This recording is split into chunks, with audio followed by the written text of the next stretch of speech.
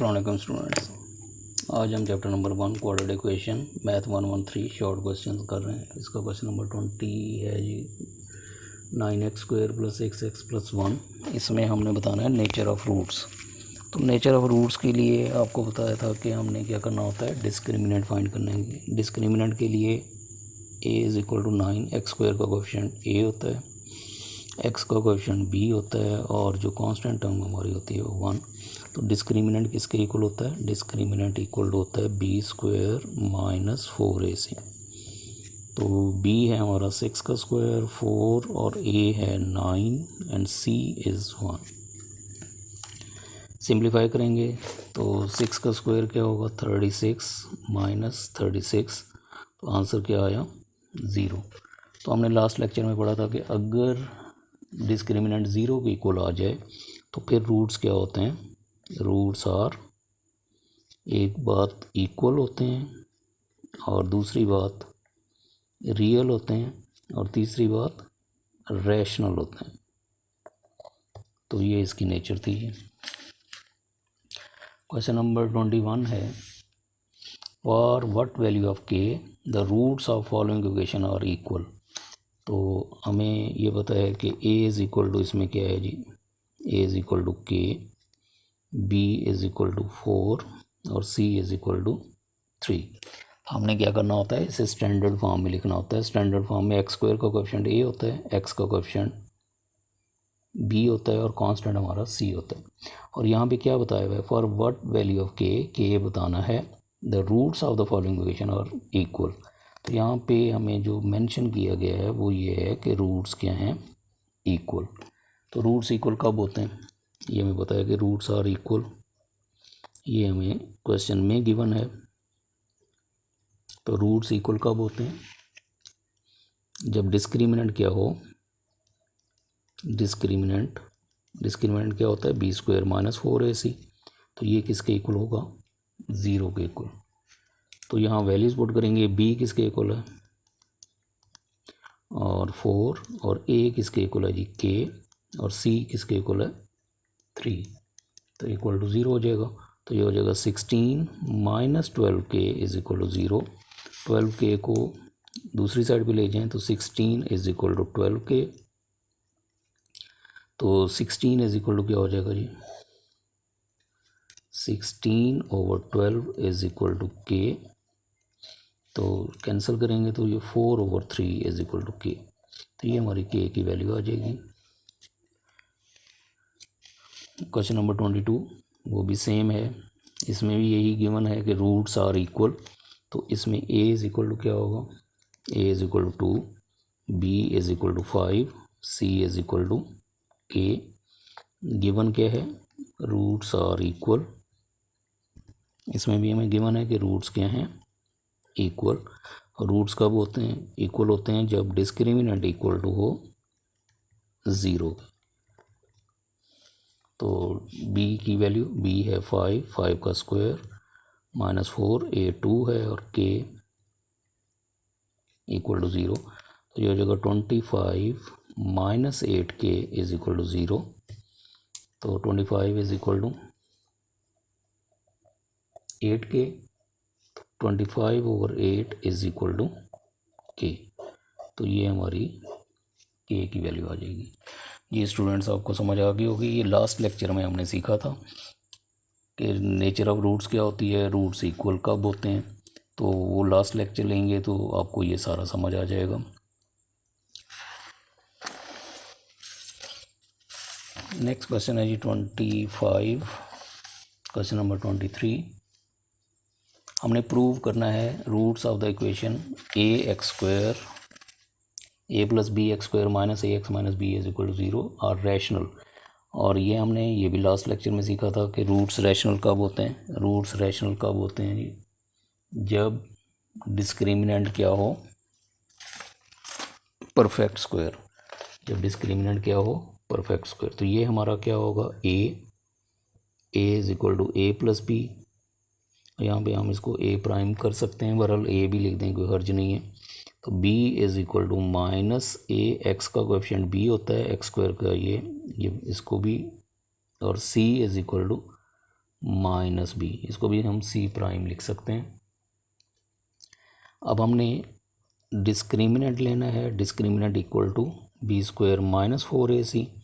तो यहाँ पे आप प्राइम डाल सकते हैं, क्योंकि ये इसलिए डाला है कि ये ए और ये ए इनमें फ़र्क वाजे हो जाए, ठीक है जी, वरना हम कैपिटल ए भी लिख सकते थे। अब बी किसके इक्वल है जी, बी प्राइम माइनस ए का स्क्वायर माइनस 4, और ए प्राइम किसके इक्वल है, ए प्लस बी, और सी किसके इक्वल है, माइनस बी के। अब इसे सॉल्व करेंगे और देखेंगे कि ये परफेक्ट स्क्वायर है या नहीं है। अगर परफेक्ट स्क्वायर होगा तो फिर रूट्स क्या हो जाएंगे, रैशनल। तो -4 माइनस बी को इससे मल्टीप्लाई करेंगे तो माइनस ए बी आएगा, बी को माइनस बी से मल्टीप्लाई करेंगे तो प्लस माइनस माइनस और बी स्क्वायर हो जाएगा। अब हम मल्टीप्लाई करेंगे -4 को इससे तो माइनस माइनस प्लस 4ab हो जाएगा, -4 को इससे मल्टीप्लाई करेंगे तो प्लस 4b स्क्वायर हो जाएगा।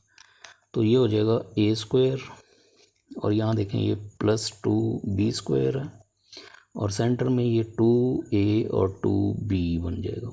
अगर आप इसे मल्टीप्लाई करेंगे तो ये 4ab हो जाएगा। तो ये a प्लस 2b का होल स्क्वायर हो गया।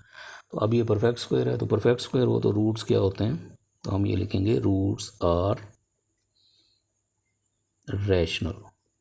ये भी हम लास्ट लेक्चर में डिटेल में पढ़ चुके हैं कि रूट्स रैशनल कब होते हैं। क्वेश्चन नंबर 24 है जी, if the sum of roots of this equation is 3, sum of roots given है, ये है जी 4x² plus kx minus 7 is equal to 0। तो ये हमें पता है a is equal to 4, b is equal to k and c is equal to -7। अब सम ऑफ रूट्स का फार्मूला है, sum of roots equal to होता है, सम ऑफ रूट्स ये इक्वल टू होता है -b/a, ये इसका फार्मूला है। और हमें यहाँ पर सम ऑफ रूट्स गिवन है, सम ऑफ रूट्स किसके इक्वल है जी, ये 3 के। तो यहाँ सम ऑफ रूट्स की जगह पे हम 3 लिख सकते हैं, और b की जगह पे हम क्या लिख सकते हैं, k, और a की जगह पे क्या लिख सकते हैं, 4। तो अब हम क्रॉस मल्टीप्लाई करेंगे, ये 4 इधर जाके मल्टीप्लाई हो जाएगा, तो 12 इज़ इक्वल टू -k हो जाएगा। k को इधर ले आए तो k इज़ इक्वल टू -12, तो ये हमारी k की वैल्यू आ जाएगी। ये स्टूडेंट्स क्वेश्चन नंबर 24 आपको समझ आ गया होगा।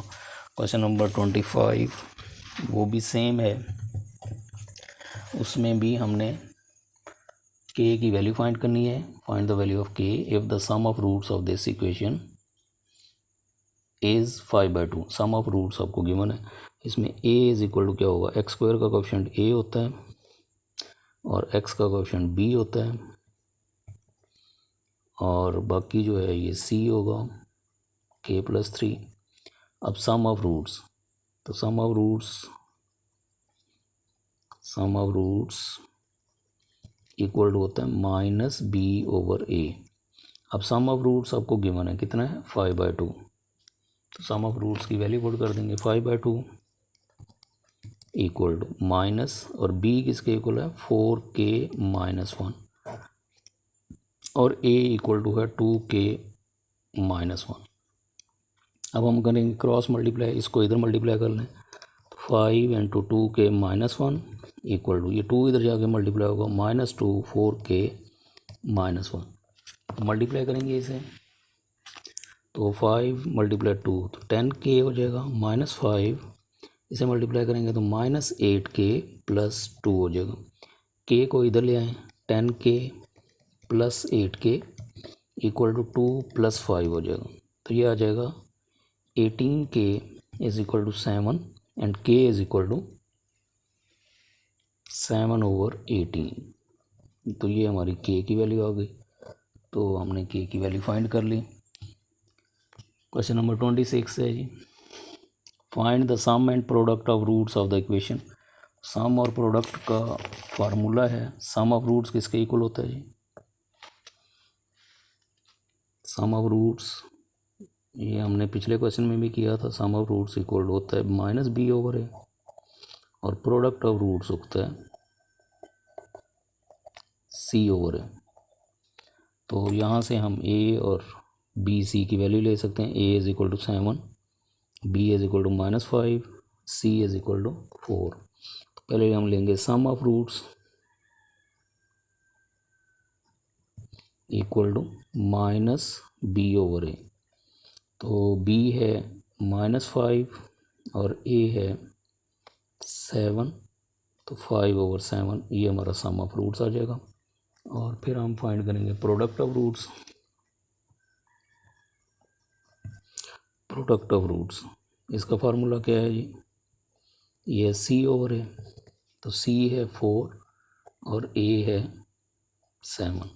तो ये सम ऑफ रूट्स और प्रोडक्ट ऑफ रूट्स फाइंड हो गया। क्वेश्चन नंबर 27, इसमें भी हमने सम ऑफ रूट्स और प्रोडक्ट ऑफ रूट्स फाइंड करना है। तो a इज़ इक्वल टू 1।